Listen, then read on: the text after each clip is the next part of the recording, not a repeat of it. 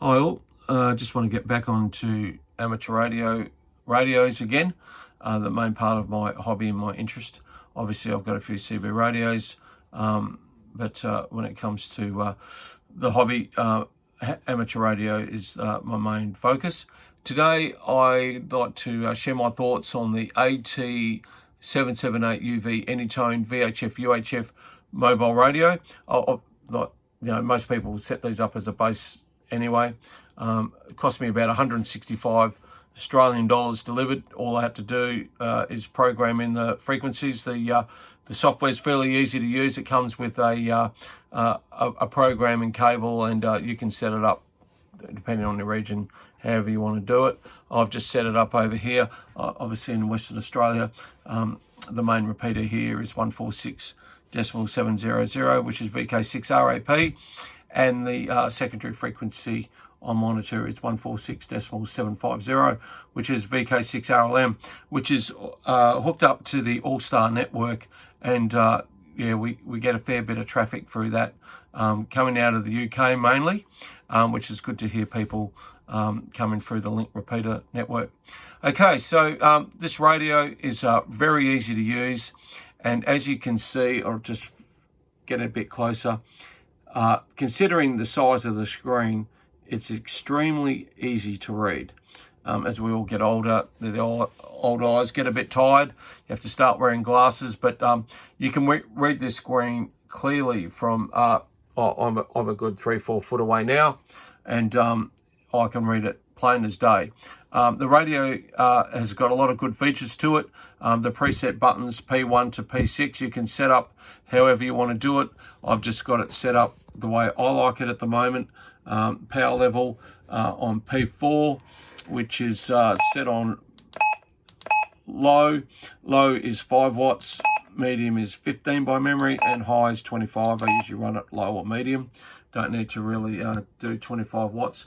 The repeater, these repeaters are based south of the river from me in Perth, probably a good 50 or 60 kilometres away in the hills. I'm not going to hit the repeaters because people complain about people ka-chunking, and I think that's a fairly common thing around the world. People just ka-chunking the repeaters and not actually saying anything on them. So yeah, it receives really well. The audio is really good, really easy to use radio. As I said, you can pre-program a lot of different things. You can set up these P1 to P6 buttons, different, you can do different things with them. I'll go through the function thing. The beeper is on, so I do apologize for the annoying little noise, but you can go through, and as you can see, you press P4, you can get people on reverse. There's also the scan feature as well, reverse on, reverse off. So if I was to hit scan at the moment, it'll probably scan through the frequencies, hopefully. If I hit it off, scan on, and there you go. So that's going at the moment, that's going through all my preset frequencies, and yep, we've got somebody there on one of those channels, and it should scan back through. So I'll just turn that off again, and we're 146.500, which is, sorry about the annoying little noise there. We'll just go back to where we belong. Yeah, the audio is really good.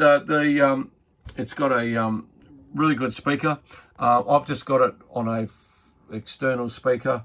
I like the forward-facing speaker as such, for my own listening enjoyment, I suppose you want to call it. But the internal speaker does a really good job, and yeah, if you're happy with that speaker, so be it. What else has it got? Yeah, the hand mic is standard hand mic. Some really good features on it. Don't really use a lot of the features, the keypad as such, but one thing I did do is the AB on it, so you can switch the frequency fairly easily.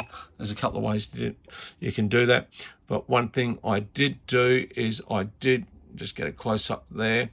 I did drill out the hole for the microphone because there's I got a few reports that the audio was slightly muffled and it's slightly low, so I took the microphone apart, obviously, be careful of the keypad, and I just drilled out the hole for the microphone, which is more of a slot, and it's fairly small, so I drilled that out, and yeah, I've got nothing but good reports ever since. So that's one one for you to keep in the memory bank there, that you can drill that out. Look, you don't have to go nuts and put a bloody 10mm drill bit through it or anything silly like that.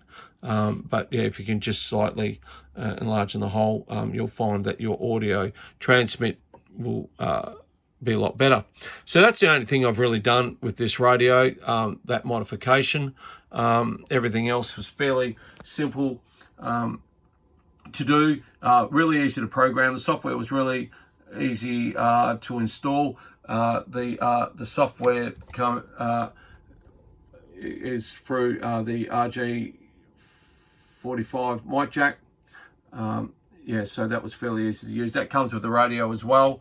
Just make sure that you do get the programming cable for it, or else you'll be paying a few extra dollars. I think usually about an extra $20. So just make sure that you get the programming cable with the radio. Basically, that's it. Yeah, great little radio, good honest little radio, easy to read, easy to use, not menu driven as such. Set it up the way you want, and I've been using it for over a year, virtually every day, and it hasn't given me 1 ounce of trouble. The screen's clear and bright. It's the day I bought it, and I couldn't be any happier with this radio.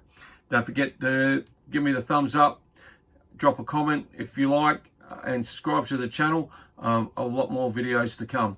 Okay, thanks for watching, and 73s for now.